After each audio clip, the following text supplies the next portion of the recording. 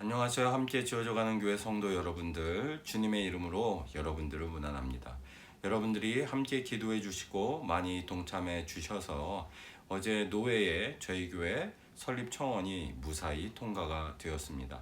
앞으로 남은 모든 절차들도 하나님의 은혜 아래 잘 진행되어질 줄로 믿습니다. 이를 위해서 계속적으로 기도해 주시고 많이 동참해 주시기를 부탁을 드립니다. 금주는 고난주일이고 다가오는 주일이 부활주일이죠. 그래서 특별히 어떤 말씀을 함께 나눌까를 고민을 하다가 오늘 본문 말씀인 베드로전서 3장 18절부터 22절 말씀에 예수님의 십자가 고난에 대한 내용이 포함이 되어 있기 때문에 별도의 본문을 선정하지 않고 계속해서 베드로전서의 말씀 통해 함께 하나님의 말씀을 생각해 보고자 합니다. 오늘 베드로는 우리에게 그리스도께서 우리의 죄를 위하여 단번에 죽으신 부분에 대하여 이야기를 하고 있습니다. 18절 말씀, 그리스도께서도 단번에 죄를 위하여 죽으사 의인으로 불의한 자를 대신하셨으니 이는 우리를 하나님 앞으로 인도하려 하심이라. 예수님께서는 완전한 제물이셨기 때문에 구약에 드리던 불완전한 제물들인 동물의 제사와는 다르게 단 한 번 자신의 육신을 십자가에 대속 제물로 드리셔서 한 번의 제사를 통해 영원한 속죄의 제사를 하나님 앞에 올려 드리셨죠. 그리고 그것은 불의한 우리를 위해서, 우리가 아직 죄인 되었을 때에 하나님께서 우리에게 베풀어 주신 은혜였습니다. 우리를 하나님 앞으로 인도하기 위해서 바로 이와 같은, 우리를 하나님의 백성으로 삼기 위해 예수님께서 이와 같은 십자가 고난을 당하셨다라고 베드로는 이야기를 합니다. 그런데 그 다음 구절, 육체로는 죽임을 당하시고 영으로는 살리심을 받으셨으니, 이 구절을 오해할 수 있는데요, 마치 예수님께서 부활하셨을 때에 육체로는 아직 부활하지 않은 상태이시고 영으로만 부활하신 것처럼 베드로가 그렇게 이야기한 게 아니냐 오해할 수 있는 그런 구절이죠. 하지만 예수님께서 부활하신 이후에 제자들에게 나타나셔서 의심이 많았던 제자 도마에게 자신의 손의 상처와 허리의 창에 찔린 상처 보여주실 뿐만 아니라 상처에 손을 넣어보도록 하셨습니다. 또한 믿지 못하는 제자들에게 보여주기 위해서 물고기를 한 마리 가져와라, 조리된 음식이죠. 살아있는 물고기 가져오라고 말씀하신 건 아니겠죠. 그 물고기를 제자들 앞에서 한 토막을 드시는 그러한 상황까지 연출하셨습니다.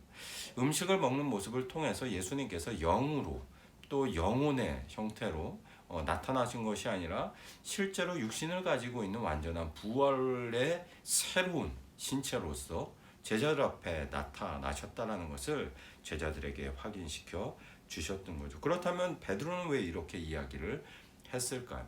이것은 실제로 육체로는 죽임을 당하시고 영으로만 살리셨다라는 의미라기보다는 이 땅에 속해 있었던 지상적인 실체로서의 예수님의 사역이 이제 끝나고 존귀한 승귀하신 천상적인 존재로서 실체로서 예수님께서 존귀하게 영광을 받으셨다라는 점을 강조하기 위해서 이와 같이 영육을 대조해서 성도들에게 이야기를 하고 있는 것입니다.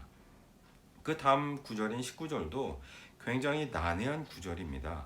그가 또한 영으로 가서 옥에 있는 영들에게 선포하시니라. 예수님께서 영으로 가셔서 옥에 있는 영들에게 선포하셨다. 이것은 소위 말하는 예수님께서 십자가에 달려 죽으신 이후에 3일간 계셨을 때 지옥으로 강하하셔서 지옥의 권세를 굴복시키셨다라는 예수님의 지옥 강하 사건을 연상시키는 그런 구절이기 때문입니다.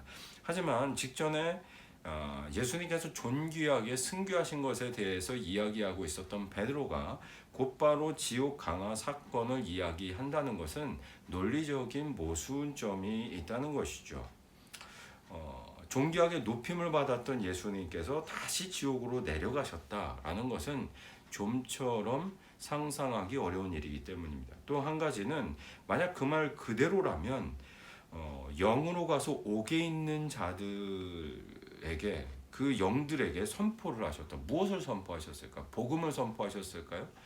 그럼 무엇 때문에 선포를 하셨을까요? 이미 지옥에 갇혀 있고 음부에 갇혀 있다고 한다면 그들은 구원받지 못할 자들입니다. 그런데 구원받지 못할 자들에게 찾아가셔서 복음을 선언하시는 것이 어떤 의미가 있으며, 선언한다 하더라도 그들에겐 구원의 가능성이 없는데 도대체 무엇 때문에 예수님께서 이와 같은 일을 하셨던 것일까요? 이 비밀을 풀기 위해서는 그 다음에 등장하는 20절 말씀을 우리는 잘 이해해야만 합니다. 그들은 어떤 사람이냐? 옥에 있는 영들은 어떤 사람이냐? 그들은 전에 노아의 날 방주를 준비할 동안 하나님이 오래 참고 기다리실 때에 복종하지 아니하던 자들, 그들이 바로 그들이다라고 이야기를 하고 있다는 거죠. 그래서 그들은 어떻게 됐습니까? 물로 말미암아 구원을 받지 못했고, 구원을 받은 사람은 몇 명이다? 겨우 8명 뿐이다 라고 이야기를 하고 있는 것입니다. 베드로가 이 이야기를 했을 때 아마 염두에 두고 있었던 것은, 노아의 시대에 방주가 마련되어 있지만 대부분의 사람들이 방주에 타지 못하고 구원을 얻지 못하고 죽었던 것처럼, 이미 예수의 복음이 선언이 되었고 죽었다가 살아나신 예수의 죽음과 부활 사건이 교회를 통하여서 이미 선언이 되고 있지만 받아들이지 않는 사람들이 많다는 거예요. 노아의 시대처럼 받아들이지 않는 사람들이 많고, 심지어는 교회를 박해하는 유대인들이며 로마인들이며 받아들이지 않는 악한 자들이 너무나도 많다는 사실을 이와 같은 구절들을 통해서 이야기를 하고 있는 것이죠. 그래서 베드로는 21절, 물은 예수 그리스도께서 부활하심으로 말미암아 이제 너희를 구원하는 편이 곧 이것은 세례다라고 선언을 하고 있습니다. 그런데 이 세례는 할례처럼 육체의 더러운 것을 제하려 버리는 그런 일종의 표가 아니라 하나님을 향한 선한 양심의 강구가 된다. 이것은 뭐 이렇게 별 의미가 없는 표식으로 그냥 끝나는 것이 아니라 우리의 일상적인 삶 가운데 우리의 삶의 실체를 바꾸는 양심의 강구가 된다. 실제로 영향력을 미치는 어떤 것이 된다라고 선언을 하고 있다는 것입니다. 무엇이요? 예수 그리스도의 부활로 말미암아 받게 된 정결하게 하는 세례가 우리의 삶 가운데 실체를 가지고 있고 우리의 삶을 변화시키는 것이다라고 이야기를 하고 있다는 것입니다. 그 예수님은 어떤 분이십니까? 22절 말씀. 그는 하늘에 오르사 하나님 우편에 계시니 천사들과 권세들과 능력들이 그에게 복종하게 된다. 지금 교회를 박해하는 로마의 권력자들이 있는 것처럼 보이고 유대인 종교 지도자들이 있는 것처럼 보여도 그들의 권력이 교회를 결코 해하지 못하고 성도들을 해하지 못할 것이다라고 베드로가 이야기를 하고 있는 것입니다. 왜요? 예수님께서 이미 하늘에 오르셔서 그 누구도 권세들고 능력들도 감히 대항하지 못할 위대한 탁월하심을 예수님께서 얻으셨기 때문입니다. 그래서 그분을 따르는 모든 백성들에게는 현재 고난이 있고 현재 어려움이 있고 여러 가지 것들이 있다 하더라도 결코 그 세력들이 우리를 파괴하지 못한다라고 베드로가 지금 권면을 하고 위로를 하고 있는 것이죠. 사랑하는 성도 여러분들, 요즘 우리의 삶이 얼마나 각박합니까? 코로나 때문에 힘들고 사회에서도 교회를 향한 손가락질이 비등하고 교회는 교회대로 살아남는 것들이 힘들고 많은 교회들이 실제로 무너져가고 있고요. 참 어렵습니다. 그렇지만 그 어떤 세력도 그 어떤 도전도 결코 예수 그리스도의 죽음과 부활 위에 세워진 교회를 흔들지 못할 것이라고 이야기를 합니다.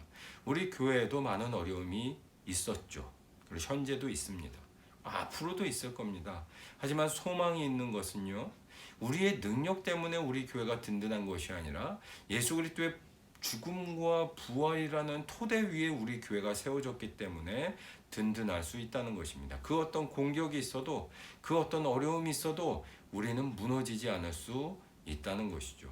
이 고난주간을 맞이해서 예수님의 죽음과 고난에 대해 생각하지만 그것은 곧 우리 개인의 삶만이 아니라 우리 교회의 토대를 예수 그리스도의 죽음과 부활이 그리고 그의 승귀와 그의 종귀케 된 모든 이 사건들이 우리 교회의 토대가 되고 있다라는 것을 기억하시기를 바랍니다. 주님께서 여러분과 함께 하십니다. 불안해하지 마십시오. 주님이 여러분들을 세워 나가실 것입니다. 이 굳건한 믿음을 가지고 소망 가운데 부활의 아침을 기대하고 고대하실 수 있는 저와 사랑하는 모든 성도님들이 되시기를 주님의 이름으로 축원드립니다.